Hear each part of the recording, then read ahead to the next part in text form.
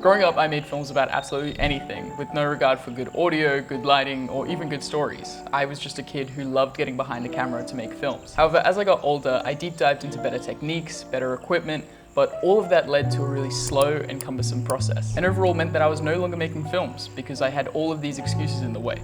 I don't have any C-stands, my camera rig is too heavy, my Blackmagic doesn't have autofocus. I stand by the last one. It's a pain, but an excuse nonetheless. However, at the end of last year when I was in South Africa, I stumbled upon a film festival 2 weeks left before the deadline. I didn't have any fancy equipment or anyone to help, so I was once again just that kid who wanted to make films, except this time with a few years of tips and tricks on my side to help me out. So today I wanted to break down how I did it and reveal some of the reality behind making films alone. Alright, so seeing as Jack Conti has yet to invite me onto his show, I can't possibly imagine why, I've decided to break down my own film as if I was a guest on Digital Spaghetti. If you guys haven't watched the show, you should definitely go check it out. There's some amazing guests, and Jack Conti is basically my hero. So yeah, go check out the show. But for now, let's dive into it. Immediately, banging shot. No, I'm just kidding. I did, before we jump too far into the film, I did send this to a few friends before uploading it, and one of the biggest compliments I got was on the cinematography, which for me was a great compliment. I was really worried going into it. So majority of this film was shot on the Blackmagic 4K Pocket 4K. Same thing. And it was either on the Sigma 10mm, no, that's not right. Either the Sigma 24-105 f4 or the Samyang 10mm. I also had a EF speed booster on there. So for those who don't really know what a speed booster does, it essentially means that my sensor goes from about this big to about this big. And for me, that means a lot because the Blackmagic has a really small sensor. And to get the most out of my lenses, I just wanted to open that up a bit. Abruptly immigrating countries comes with a lot of struggles, but for me, I was so young that it's like it never really happened.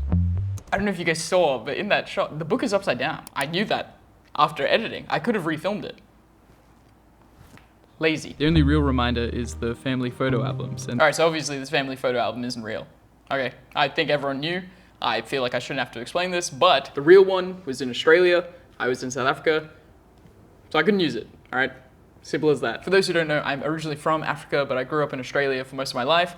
My parents decided to move back at one point, and they didn't take the family photo album with them. I don't know why. The twisted catch is that I'm not in any of them. Follow up. I got a few questions asking why was the album empty if there's only no photos of you? That's a fair enough point. Something I did not consider even months after I finished making this. Not once was I like, why is the whole thing empty? I just ran with it. It was December 2004 and my mum and dad suddenly had to leave Zimbabwe with their 3 kids. My sister, my brother, and myself. Also going into this, I definitely had a lot more ambition into this sequence specifically. It was one that I struggled with the most because I scripted this video out and then I was filling it with footage. And this one was tough because I'm reminiscing on the past, but I don't have any footage or photos or anything like that. So I had to go with, this weird paper roll. Not sure why I thought to do that. I had bigger plans. I was going to do a big motion graphics thing, but I didn't have a computer. I just had my laptop, so I didn't have the time or the resources, but we just made it happen. And seeing as their focus was putting food on the table and raising 3 kids in a foreign country, photos were never really a priority. Liam, what are these 2 photos? I thought you said there was no childhood photos of you. What are these? Oh, I lied. Whole video's fake. What can you do? No, I'm just kidding. This is like 2 out of the 4 photos of me as a child. And luckily, these ones are on Facebook because obviously I didn't have that family photo album to go through. My mum, thank you. She's not dead. I don't know why I pointed up like that. Luckily, she had uploaded these to Facebook so I could just rip them, print them out, and do this video. Getting to see those brief periods frozen in time is probably what led me to be so in love with capturing memories. And so, everything in that moment was actually not diegetic sound. It was all after the fact. I didn't bring hard drives or anything, so I actually ripped that clip off of my own YouTube video, which had audio on it, I'm pretty sure, like it had music. So replaced all that audio, added the fake camera sound, and then added all the fluttering. A trip back to Africa to go see my family. And the opportunity to hopefully capture a few more memories. Because everything in that sequence, surprisingly, is also not diegetic sound. Sometimes when I film, I get incredibly lazy and don't plug in my microphone. Why? I don't know. Sometimes I just want to film it and then I'm like, oh, I'll do it later. And then I complain that I didn't just film the audio in the moment. But yeah, all of that sound, it's just me with my camera, then like getting really close and like, dropping the clothes or like swinging the door by the mic, things like that. Also, that room is not mine. The whole film was shot in Africa, like while I was there. And with the deadline being 2 weeks, I didn't have the time to obviously fly back to Australia and then fly there. But I really wanted the story element of, me traveling there to go on this trip and then to accidentally find the film. I had to fake it a little bit.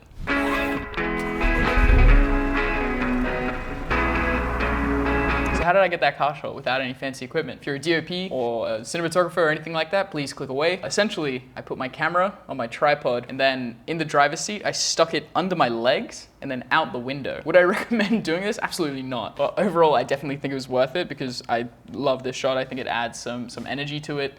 It's a bit more unique rather than just like pointing the camera out the window and like filming the travel, which you also shouldn't do if you're driving. I'm just gonna say that as well. You shouldn't do any of this while driving, okay?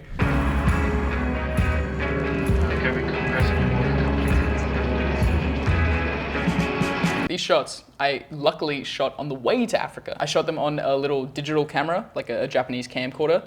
Awesome little camera, makes the footage look just so aesthetic, those classic camcorder vibes, except it's all in Japanese.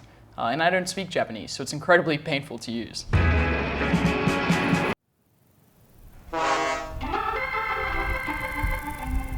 So this little moment with the ostrich got a few laughs, which I'm really happy about, but it was actually covering up a mistake. So last year when I went to Africa, I actually went twice. I went in May for a few weeks, and that's when I found the film. Then I went back home, and then later that year in November, I went back to Africa, and that's when I made this film. Two different types of film. I found the roll of film, and then I made this film. But on the first trip while I was filming, I didn't plug my mic in, but I forgot to turn on the camera's audio.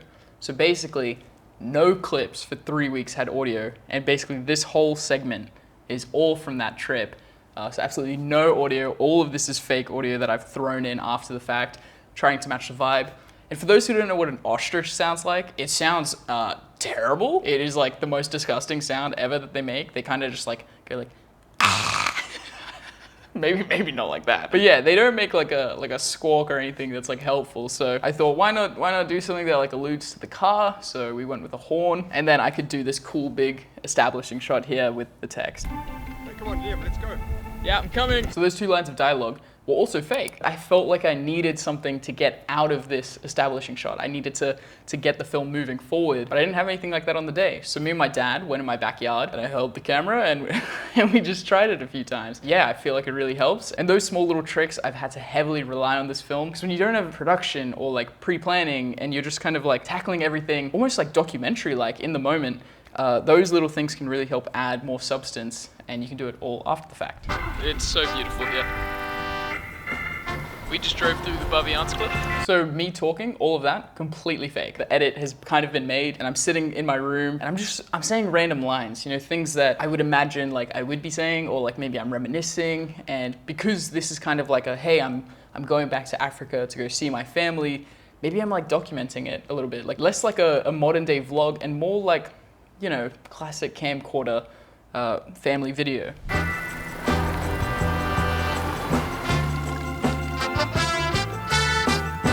So as we were driving through the Baviance Cliff, which is this beautiful mountainous region, I kept seeing all of these signs that looked really similar, except some had different designs on them. And so after a while, I started asking my dad to just stop every time he saw a sign, and I'd hop out and I'd try to film them, kind of in the same way. I have a grid pattern on my monitor, so I was trying to line it up, on the 2 points. In the moment, I didn't exactly know why I was doing it. I knew that I wanted to do some kind of match cut sequence, except afterwards, I kind of felt like it was really helping, progress through this travel. We're seeing all these different signs, and it's getting us from point A to point B, essentially. We're in Tsitsikamma. So I used to think there was a secret to getting amazing footage. Maybe it was in the color grade, maybe it's in the filter you put on the lens. Honestly, sometimes it's just the location looks beautiful. I have never seen such a beautiful sunset with haze coming through. It meant there was God rays everywhere. The way the light was diffusing was so beautiful. So that definitely carried. Honestly, this grade, minimal. It was all the location helping me there.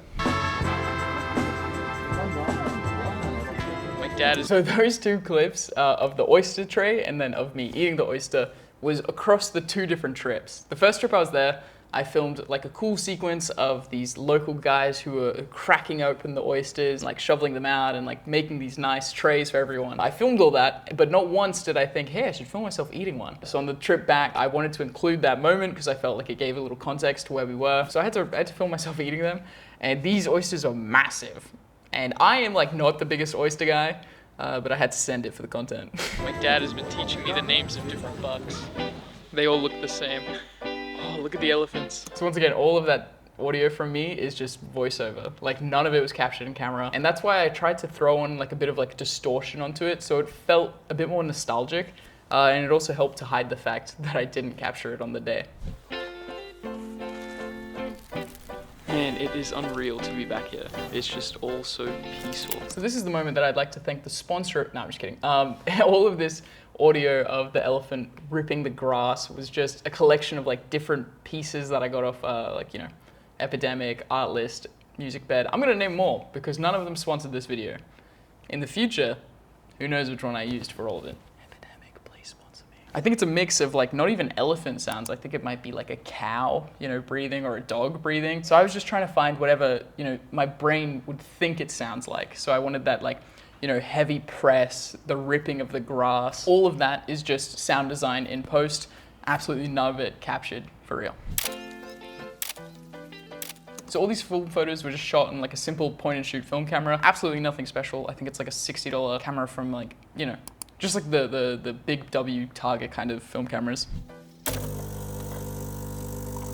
My parents actually moved back to South Africa a few years ago. So this is actually the first time I've seen their new house. Technically, this is the second time I saw their house. I know, it's scandalous. Sue me, you know? And so far, it's beautiful.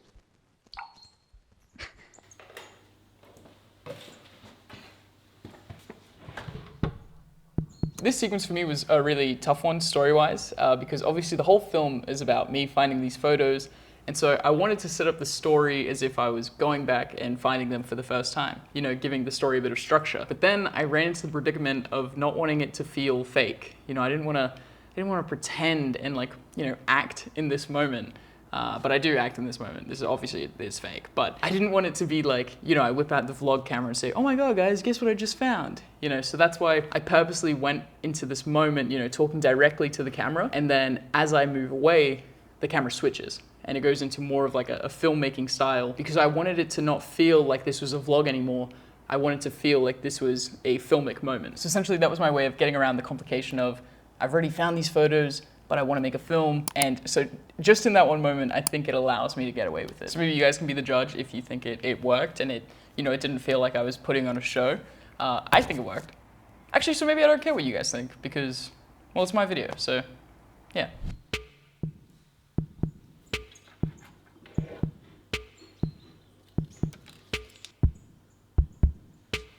Hey Mom, are these your rolls of film? The ones in the drawer? They're just some old ones that I found in the garage when I was cleaning out. Acting. Beautiful. Thank you, Mom. Do you want me to get them developed with my stuff? Yeah, that'll be pretty cool, but I'm warning you, they're pretty old. How old do you reckon? I think they're at least from before we moved to Australia. Since we moved to Australia, huh? That little jingle, I don't know why I added it. I wanted it to feel like a moment of, you know, I'm looking at it, my mom says before Australia, and a little bell goes off in my head of, huh. So this moment actually did happen. You know, I did find these rolls and I did ask my mom, she wanted them developed, and she said she doesn't know where they're from. So I just thought, you know, I might be developing some like classic travel photos that my parents took. So this bell in my head never went off, but for the film's sake, I wanted to make it seem like I was a bit on it. If I had known that the rolls of film in my hand were so special, then maybe I would have handled them a little more gently. Shit. This is scripted. I'm sorry. I know that might have ruined that moment for a lot of people. I had dropped that film probably 12 times filming this scene. I thought it was a funny joke because I didn't want it to feel too serious and too like caught up in that moment. I sort of wanted to break the tension for a sec and kind of distract people from the fact that I just delivered the most Oscar-worthy performance.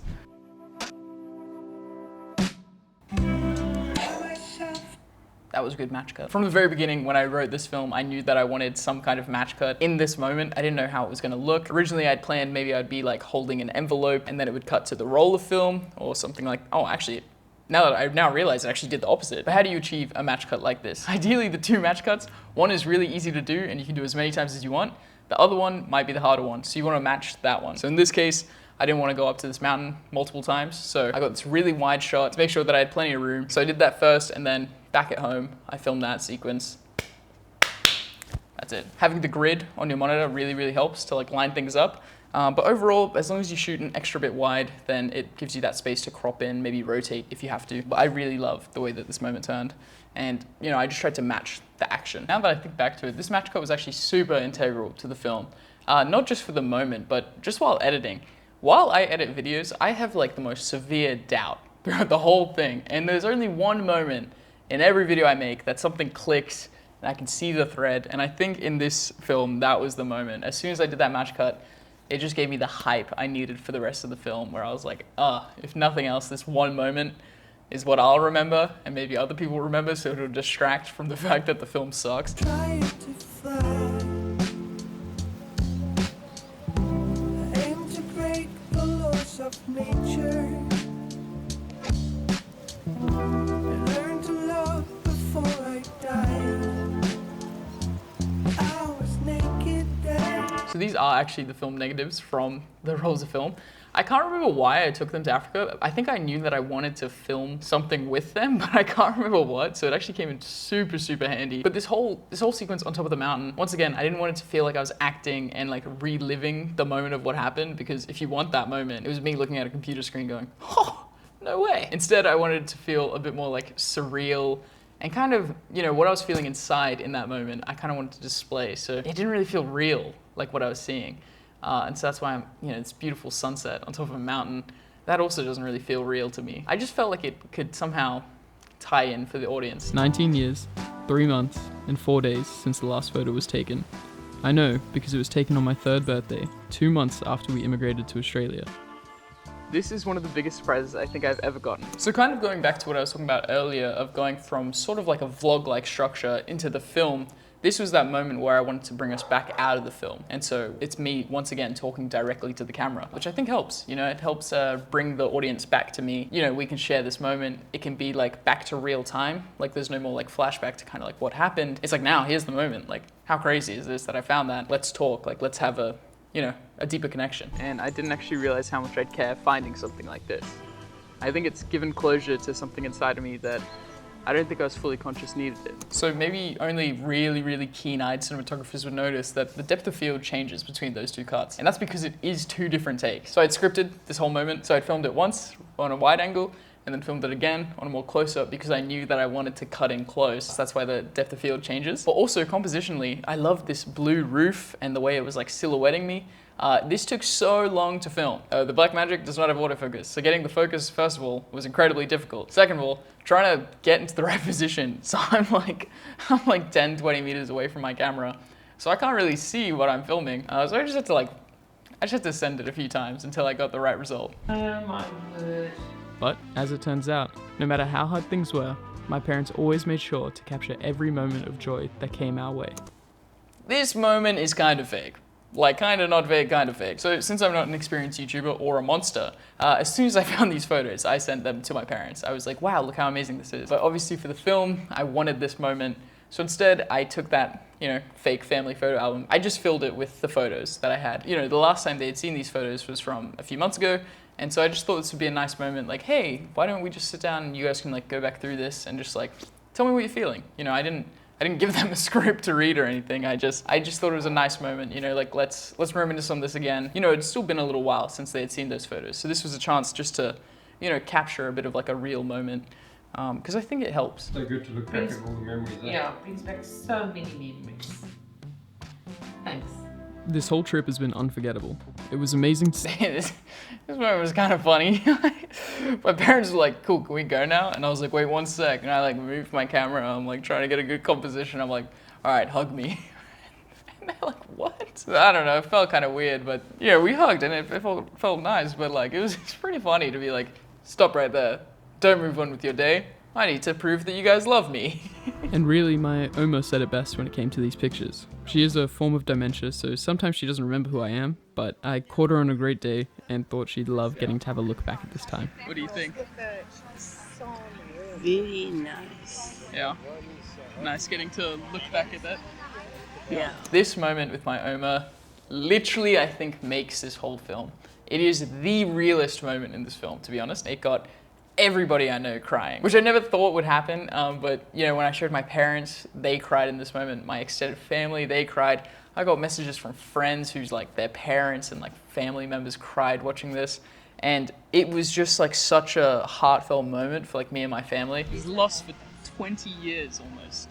We didn't have those photos. How crazy is that? That's very crazy, but you have them. Yeah. Exactly. That's all that matters. Oh man. Such a beautiful moment. There's only one little edit that I did. I didn't slow anything down, I didn't do anything. She did hold for that long, but I just took that audio, I just made it softer. You know, when she pauses, all the audio gets a little soft, kind of draws you in closer to the screen. So when she speaks, I think it just hits that much harder.